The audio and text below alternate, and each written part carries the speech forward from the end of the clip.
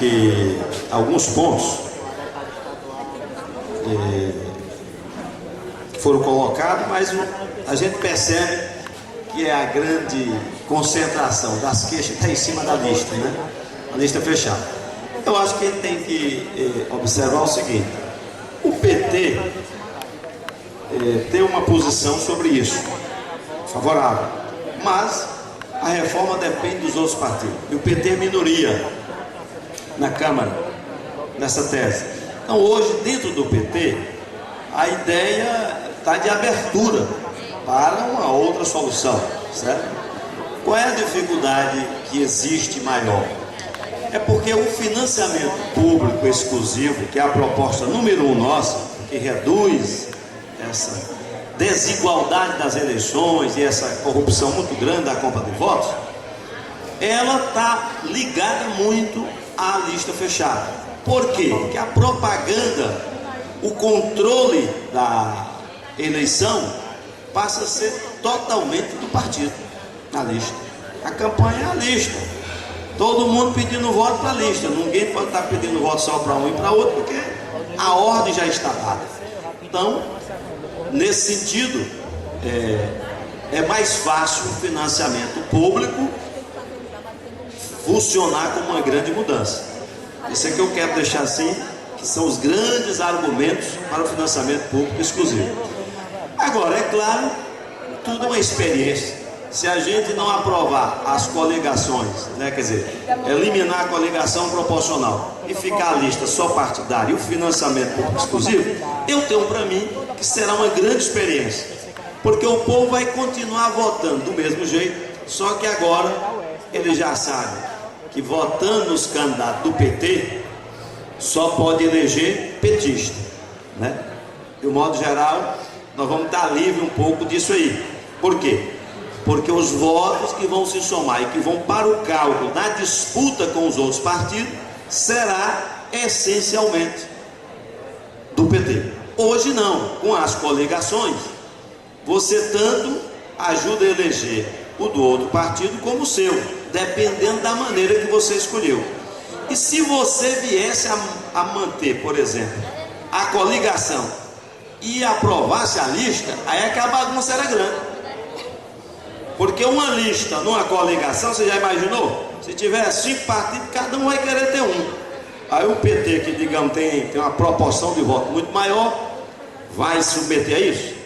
Por isso, que a meu ver, acabar com a coligação proporcional deve ser uma prioridade no PT do tamanho do financiamento público. Porque essas duas podem passar na Câmara. Porque para os partidos pequenos, eles podem até fazer pressão, mas eles não têm voto suficiente para derrotar e sair lá, certo? Na Câmara e no Senado. Não tem. PMDB com o PT se juntar com mais PDT e outros partidos, e mesmo eles rachados, que em parte vão, o próprio PSDB e o DEM, que topa isso, eu acho que é difícil a gente não aprovar.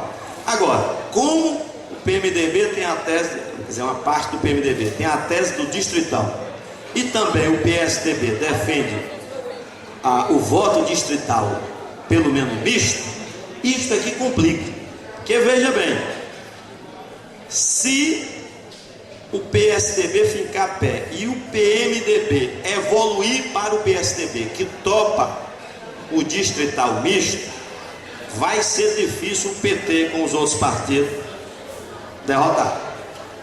Por quê? Porque para o pessoal que tem espírito mais conservador e os partidos mais atrasados, é melhor o distrital. Não é o cacique quem manda, quem vai é esse aqui mesmo, seu candidato, pelo menos na metade das vagas já resolveu o problema. O partido vai. Tá certo? Aí proporcional vai ser outro. Então é muito perigoso e o PT está muito preocupado com isso. Se existe uma coisa que o PT não quer nem pensar, é em voto distrital. Por isso que eu acho que o PT vai ter que ceder na negociação de financiamento público exclusivo, voto aberto em lista como hoje, sem coligação proporcional. Eu acho que aí nós vamos ter uma grande evolução.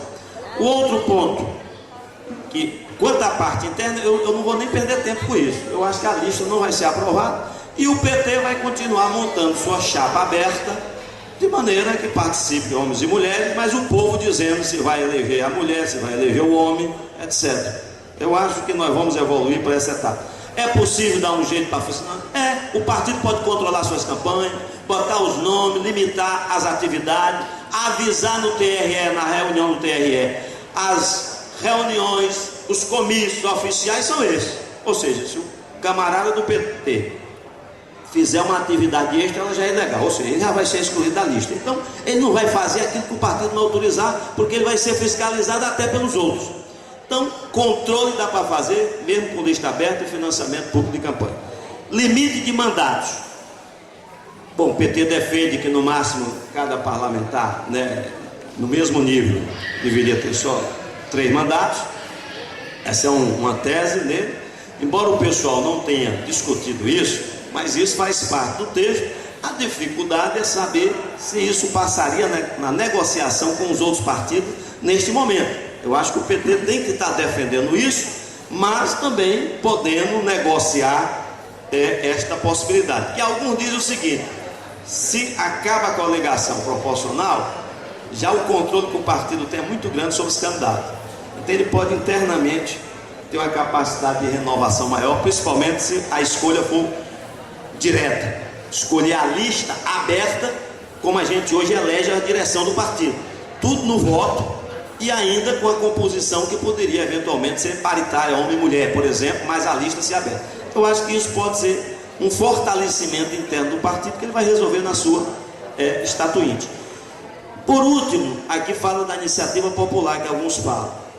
Tem muitas propostas sobre isso, eu já falei algumas na minha fala anterior, e eu queria lembrar, mas foi o Dourado que tocou nisso, a Câmara criou há alguns anos, sob influência do PT, a Comissão de Legislação Participativa. Se eu não me engano foi em 2001, por aí que ela criou.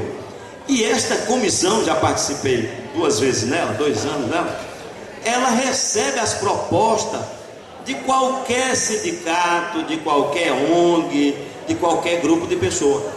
E se a proposta for compatível, vamos dizer, com aquilo que os parlamentares estão lá, compreenda, ela vira projeto de lei. Eu já relatei alguns, certo? Alguns foram reprovados porque cria a proposta, vamos ver logo, que é flagrantemente inconstitucional. O que precisa é existir mais nas Assembleias Legislativas. A gente tem até manuais, divulga isso, e às vezes as entidades não sabem. Tem entidade lá de Minas Gerais, do Rio Grande do Sul, que só vive lá dentro, apresenta dezenas de propostas, de vez em quando aprova uma. Então, é preciso também saber que existe essa possibilidade de iniciativa, embora passando por uma comissão na Câmara, mas que está aberta só para receber esse tipo de proposta. Agora, outra coisa que a gente falou na fala anterior é realmente a iniciativa ser menor. Uma proposta que eu fiz uma primeira versão já, mas ainda não dei entrada na casa, é a seguinte: quantas pessoas mais ou menos elegem um deputado federal aqui no Piauí, certo? Hoje é 165 mil. Então, na minha tese, 165 mil eleitores do Piauí assinando uma proposta de lei, ela deve dar entrada na Câmara, porque ela é como se ela fosse equivalente a um parlamentar. E aí, se em São Paulo o quociente for 200 mil lá, etc, etc.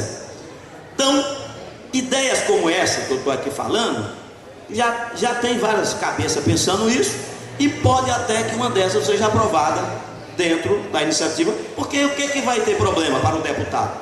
Nenhum. Que problema tem vários piauienses apresentar projeto de lei lá? Eu vou ter prazer de defender lá, porque vai ser aprovada por nós mesmos. A iniciativa é do povo, mas a aprovação depende de todo mundo. Então isso seria uma coisa muito boa. Bom, do mesmo jeito, iniciativa de referendo e plebiscito, que eu não vou porque o tempo não dá mais. Por último, eu quero dizer para que o Marcelino, que falou esse negócio de até setembro, eu acho difícil, mas aquela casa me surpreende todo dia. Se houver um grande acordo de liderança e disser assim, nós vamos aprovar esses termos, aí meu irmão, em 2 semanas a turma liquida, porque pega o regimento, tudo que o regimento faz, que é permitido para acelerar, as coisas acontecem. Agora, quando encrenca em 2, 3 partidos que tem peso, aí é que a coisa complica, porque fica demorando para poder se aprovar. Então, podemos aprovar um relatório na Câmara diferente do Senado. O Senado chega, nós aprovamos isso bem aqui. Os partidos não são os mesmos? Senta junto e diz: vamos aprovar só essa parte que está aqui do Senado, liquida logo isso. Essa parte aqui da Câmara nós vamos dar entrada, e isso aqui vai ser para o próximo ano e vai influenciar as outras eleições. Está entendendo? Mas aprova aquilo que for consenso. É possível? Eu não sei se vai acontecer, porque como eu já disse para vocês, eu já fui surpreendido. Eu já me animei várias vezes, e às vezes a gente chega e não dá certo, e outras vezes a gente chega e naquele dia um acordo é feito e surpreende a gente que o projeto vai ser aprovado. Então depende muito dessa capacidade de consertar. Por último, agradecer esta oportunidade, para parabenizar, né, o nosso partido e todos aqui vocês que estão vindo a isso. Essa dinâmica fortalece o partido, anima o PT, é isso, é do debate, é dessas propostas, às vezes um pouco cansativo, mas quando a gente quer uma mudança, a gente tem que gastar tempo e energia, não é para isso, vale a pena, é do interesse de todos, é um gesto de solidariedade que a gente faz para o nosso povo. Fazer a política decente, de interesse público, construir proposta como essa, buscar fazer a reforma, é uma caridade com o povo, é uma solidariedade de nível superior e que, portanto, requer mesmo as pessoas sacrificarem parte do seu sábado, às vezes dia de domingo, para poder dar a sua contribuição para o bem comum, que a verdadeira política tem que cuidar do bem comum. Por isso é que eu acho que o nosso partido está de parabéns nessa caminhada que ele está fazendo no Brasil inteiro, está fazendo um esforço muito grande no Congresso Nacional para essa reforma acontecer, não é? Fazendo às vezes flexibilidade de suas posições para poder avançar, e por isso quem ganha é o PT. Hoje nós estamos aqui fazendo, né, a pauta, atingindo os meios de comunicação aqui de Parnaíba, em função desse debate que esse partido está fazendo, que muitos outros, pouco eu acho que não tem, eu não conheço um que esteja fazendo isso nessa dimensão, tentando atingir a sociedade, para muita gente mais ficar sabendo o que é a reforma política, e se aquilo é para seu bem, para o bem da sua cidade, do seu estado e do seu país. Por isso, ao nosso PT, né, vamos dar aí uma salva de palmas, porque ele merece. Muito obrigado.